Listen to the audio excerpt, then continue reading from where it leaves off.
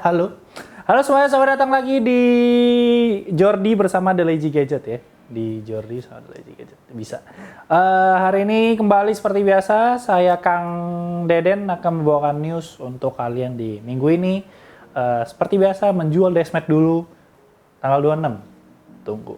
Yang oranye. Silakan lihat postingan telemerch yang satu ini. Tentang. Oke, kita akan mulai dengan berita untuk minggu ini sih.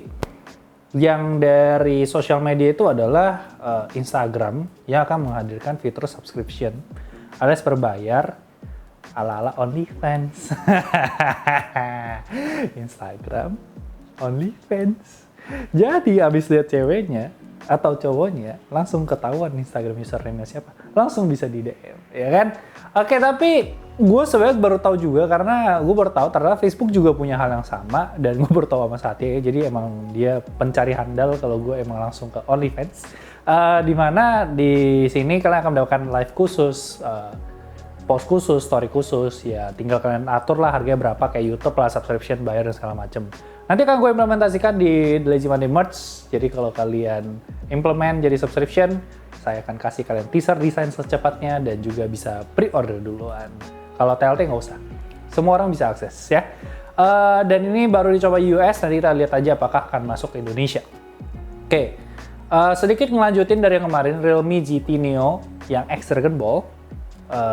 Sebenarnya nggak usah gue bahas terlalu banyak juga, beberapa kreator Indonesia kayak Mas Wasa, Mas Reja, sama Om Diar, ya sorry Om, memang udah Om ya, itu semuanya udah ngerilis reviewan mereka, unboxing mereka untuk si Realme GT. Cukup oke untuk sebagai kolaborasi dari Realme, karena selama ini kan yang ngelakuin hal seperti itu mostly Oppo ya, yang ke anime lah, ke pop culture, sampai ke anti social club. Tapi Realme akhirnya melakukan hal yang sama. By design looks oke, bahkan back design-nya oke, cuman menurut gua sejauh ini, walaupun gue fans League of Legends, belum ada yang bisa ngalahin kotaknya Conan Edition ya. Kantornya bos, jadi kotak. Tapi baik lagi ngomongin si Realme ini, sayangnya emang kalau kita lihat dari charger dan kabelnya itu belum di-customize, jadi kurang Dragon Ball gitu. Tapi kalau sebagai pecinta Dragon Ball, dapat stiker, ada per kartu dan segala macam, itu udah lebih dari cukup banget. Cuma kalau tanya Mas Indo, gue rasa kagak, jadi kagak usah ditunggu. Kalau boleh kamu Demon Slayer oke sih. Oke, moving on, kita ngomongin iPad Pro ya. Gue udah jadi simnya Demon Slayer. Pokoknya abis surat online Demon Slayer, udah selain itu sampah. Oh, Guilty Crown sih dikit ada. Oke, iPad Pro juga kabarnya akan menggunakan MagSafe. Jadi sama seperti iPhone, di mana cukup besar ya pengorbanan yang dilakukan. Di mana aluminium chassis di bagian belakang ada berkemungkinan diganti menjadi kaca atau tempered glass. Dan gua rasa sih ini nggak necessary. Sebagai POV orang yang tidak pernah pakai wireless charging dan nggak peduli dengan wireless charging ya, mending gue pakai kabel gue colok gitu ya daripada gue kesenggol jatuh. Gue rasa nggak harus lah sebuah iPad itu dibuat dengan MagSafe charger. Lebih baik percepat saja charging speednya. Udah itu doang, kagak usah ada wireless ya. Gue juga nggak nemu. Paling dock lah. Dock masih mending. Dock kan masih enak. Lu bisa sekalian jadi stand. Tapi kalau cuman MagSafe di belakang buat apa gitu? Gue sih nggak ngeliat gunanya. Tapi ya terserah.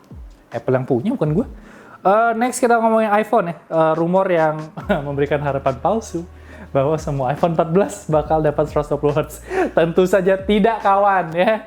Kalian, gini loh.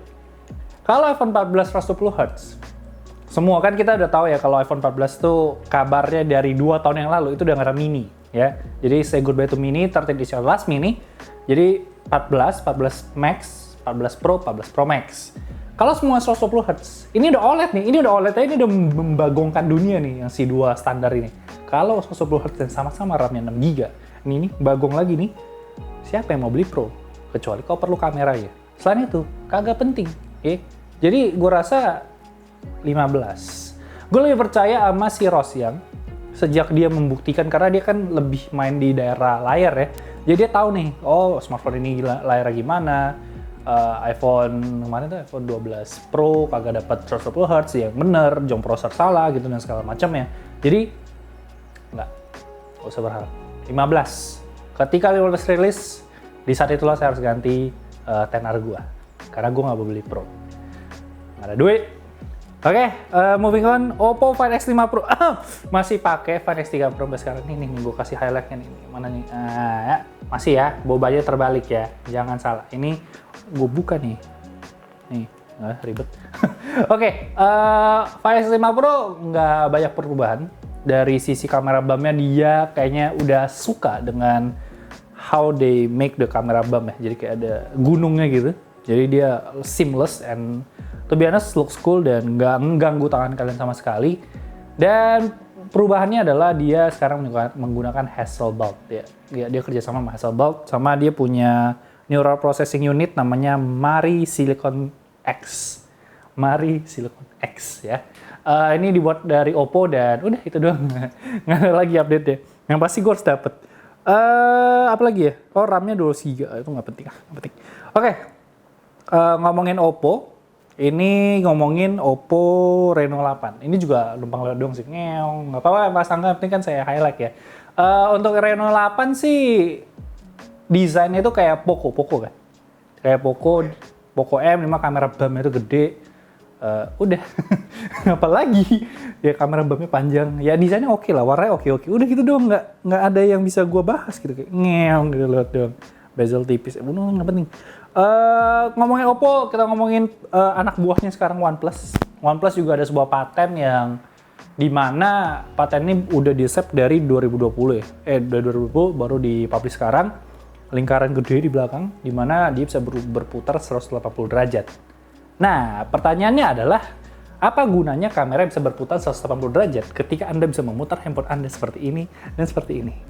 Gunanya adalah kalau kalian ngerekam video. Jadi kalau kalian ngerekam video lurus, kalian pengen dia berputar, tau kan yang shotnya Black Panther, Killmonger tuh yang muter-muter, yang orang biasa pakai Ronin tuh. Nah, bisa harusnya karena kan dia muter kan kameranya. Nah, itu bisa dipakai di situ. Berguna atau tidak, tergantung Anda perlu shot Killmonger atau tidak. Kalau tidak perlu, Anda mau shot pacar Anda putar-putar, tidak. Ya terserah Anda kalau Anda beli handphonenya. Oke, next kita ada iPhone SE. Nah, ini juga pemberi harapan palsu ya. iPhone SE kabarnya bakal rilis di Maret sama April. Jadi katanya emang ada spring event. Kalau kemarin tahun lalu kan spring eventnya itu memperkenalkan si M1, iMac gitu kan. Nah kali ini katanya iPhone SE yang baru menggunakan A15 Bionic jauh lebih kenceng dibandingkan iPhone XR gua. Terus desain depannya udah nggak ada Face ID, nggak ada Touch ID, jadi nggak ada button. Jadi kayak XR yang sedikit diperkecil, di mana bagian belakangnya itu sama dengan SE sebelumnya, satu kamera. Kok makin mirip XR ya? Kayak XR gini tuh nggak? Tapi lebih kenceng gitu. Nah, gua nggak yakin dia akan nge-implement Face ID di sana. Kemungkinan besar pasti Touch ID tapi di button. Udah, kemungkinan besar begitu. Nah, kabar-kabarnya sih dari si Rosyang sih emang kemungkinan udah April karena dibilang production-nya itu udah mulai jalan. Jadi iPhone SE setidaknya harapannya lebih indah lah dibandingkan si iPhone 14 tadi 120Hz semuanya. Karena katanya Rosyang itu si BOE aja nggak cukup screen LTPO-nya buat ngasih itu semua. Jadi jangan berharap. Oke, ada berita apa lagi? Samsung itu nggak sengaja nge-leak Exynos 2200 yang habis itu video langsung di private. Kemarin kan sempat dibilang nggak jadi di announce, cuman ya gue rasa kita semua sama ya. Kita nggak peduli dia mau jadi nggak jadi, mau ada video, ada Boss, ada Monster, ada King Nasar masuk ke Samsung ya. Tapi maksud gue yang orang peduli adalah performanya, karena kan dia menjanjikan sebuah performa yang mereka kolaborasi dengan Ryzen, bukan Ryzen BTR, untuk menghasilkan sebuah performa PC di mobile. Nah, udah itu doang, sisanya nggak ada yang peduli. Oke? Terus kita ngomongin Samsung S22, ini kemarin pada rumor yang menurut gue namanya cukup aneh ya. S22 Note ya, apa sih bikin nama S22 Note? S22 Ultra udah biarin itu udah oke, dan dia tulis ini akan menjadi the most noteworthy S-series device, berarti Series S yang paling penting. Emang tiap tahun kau bilang seri terbaru kau paling penting. Apa bedanya sama tahun lalu? Tapi gue rasa dengan ada noteworthy juga, lu mau kayak pun intended ada Note di sana dan dia ada S Pen, itu udah ada di tahun lalu. Jadi nggak ada gunanya. Oke, terakhir berita katanya dari Google Play sekarang udah bisa otomatis sinkron gimana? Ini kayaknya berhubungan sama Xbox ya yang kemarin ya. Yang Microsoft itu kan. Ada hubungannya nggak sih?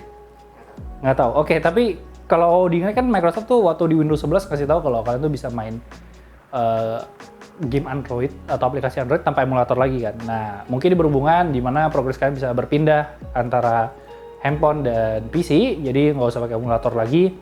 Kebetulan tidak peduli karena saya memang warif pakai login, Switch tidak ada. Anda yang pakai Yuju udah ngebajak game ya, konsolnya kok bajak. Malu bang. Oke, jadi itu aja aku rasa untuk minggu ini. Udah berapa menit? Oh, 10 menit. Saya kembali dengan 10 menit. Oke, sampai jumpa di video di berikutnya. Ada apa ya? Video berikutnya ya? Ada satu mouse yang NDA-nya itu masih Februari, ditungguin aja. Samsung, Vivo, ntar gue dimarahin lagi.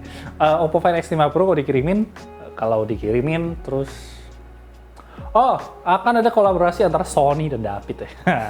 Nggak pernah kan kalau nonton tuh berdua satu frame, kalau tonton di TLG. Harusnya gue juga ada konten sama Aldo sih ngomongin keyboard. But that's it, sampai jumpa di video selanjutnya. Bye-bye guys.